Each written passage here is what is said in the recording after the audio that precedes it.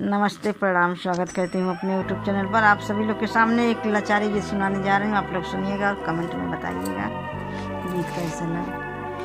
5 रुपया कपाय जन गढ़वलो, 5 रुपया कपाय जन गढ़वलो, ना नदिया छिनरी घरमा लैयावा लगवली, ना नदिया चुगुली घरमा लैयावा लगवली, ना नदिया चुगुली। ससुर मोर मारे ससुया गरिया में, ससुर मोरे मारे ससुया गरिया में, बाला मुआ लहरी हो बाला मुआ लहरी, हमके हंसी के बोलावे बाला मुआ लहरी, हमके हंसी के बोलावे बाला मुआ लहरी।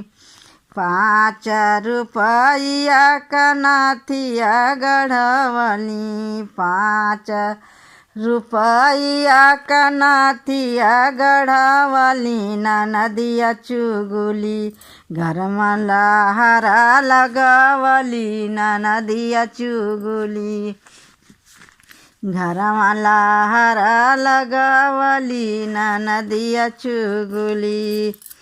जेठ मोरे मारे जेठान गरिया में, जेठ मोरे मारे जेठान गरिया में, बाला मुआ लहरी हो बाला मुआ लहरी, हमके हंसी के बुलावे बाला मुआ लहरी, हमके हंसी के बोलावे बाला मुआ लहरी।